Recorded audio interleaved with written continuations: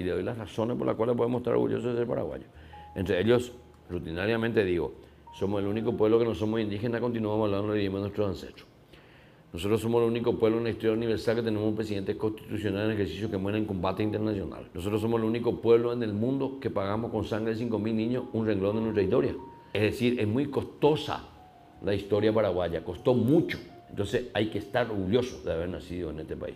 Pregunta, ¿y nuestros vecinos? ¿Qué nos van a contar?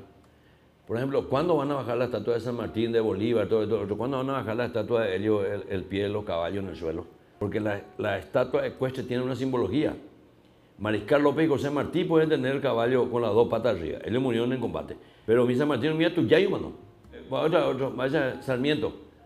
Sarmiento, Pisitela y Gallo, no, en Bollina. Ni siquiera murió por una herida de combate, que es un pie arriba del caballo, todo lo manda. Entonces, ¿qué significa eso?